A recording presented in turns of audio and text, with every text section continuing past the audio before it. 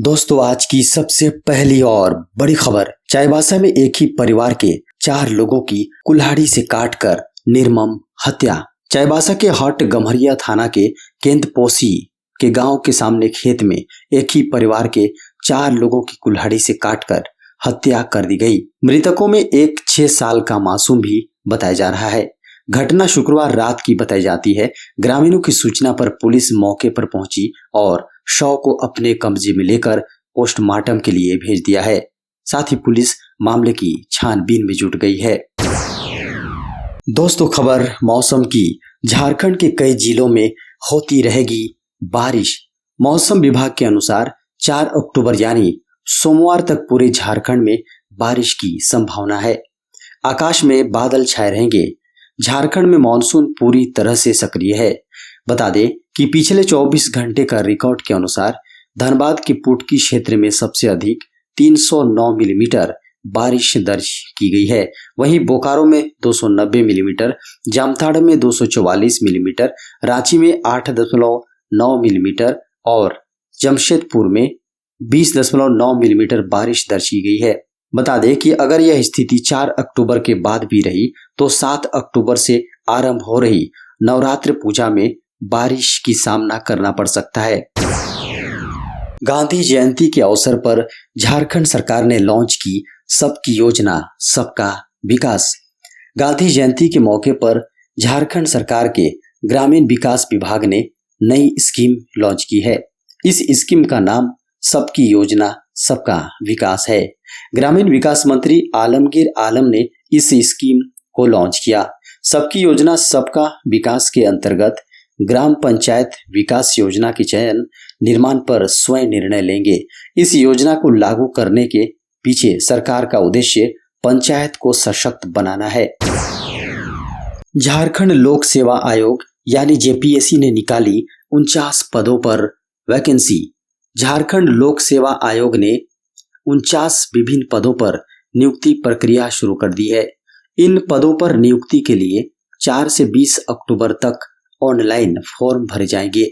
नियुक्ति लिखित परीक्षा, कंप्यूटर दक्षता, साक्षात्कार और कार्यानुभव के आधार पर ली जाएगी। जेपीएससी ने शुक्रवार को लिखित परीक्षा का सिलेबस भी जारी कर दिया। फूलो झानो medical college Dumka medical college में 100 सीटों पर मिली दाखिले की अनुमति। फूलो झानो मेडिकल कॉलेज दुमका में एमबीबीएस की 100 सीटों पर नामांकन की अनुमति दी गई है। स्वास्थ्य विभाग के अधिकारियों के अनुसार जल्द ही हजारीबाग और पलामू मेडिकल कॉलेजों में भी दाखिले की अनुमति मिल सकती है। बताया जा रहा है कि हजारीबाग के साथ साथ पलामू मेडिकल कॉलेजों में दाखिले को लेकर एनएमसी का निरीक्षण किया जा चुका है। एनएमसी के अफसर ने निरीक्षण से संतुष्टि जाहिर की है। उम्मीद है कि जल्द ही दोनों मेडिकल कॉलेजों में भी एमबीबीएस सीटों पर नामांकन की अनुमति मिल सकती है।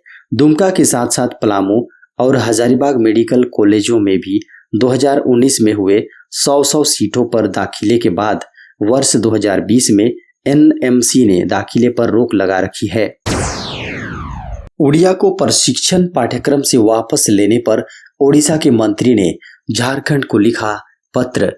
ओडिशा के स्कूल जन शिक्षा मंत्री समीर रंजन दास ने झारखंड सरकार में अपने समकक्ष को पत्र लिखकर झारखंड में शिक्षक प्रशिक्षण पाठ्यक्रम से ओडिया भाषा को बाहर करने पर चिंता जताई है।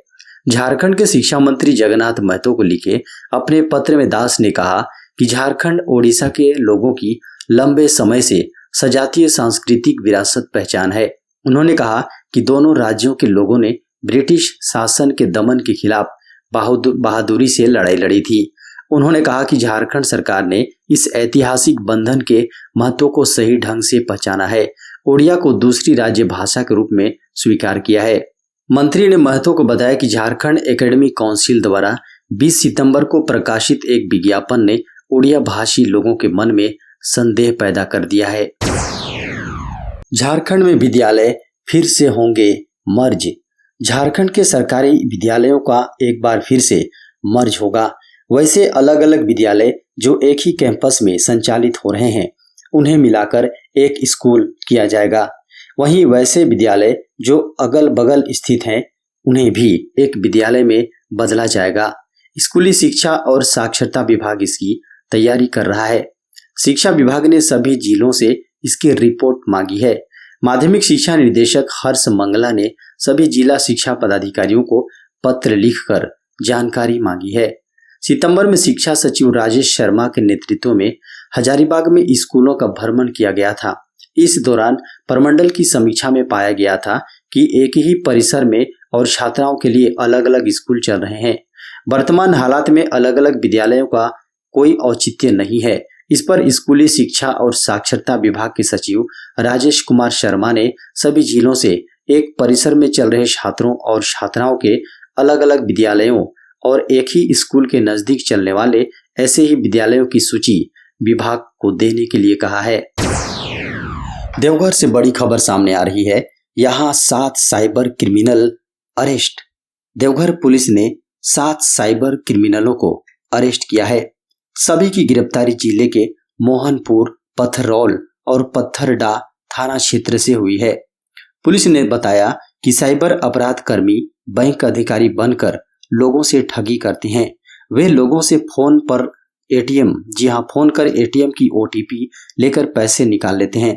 पुलिस ऐसे मामलों में लोगों से सजग रहने की अपील करती है। किसी अनजान व्यक्ति को बैंक की जानकारी नहीं देने की अपील की है।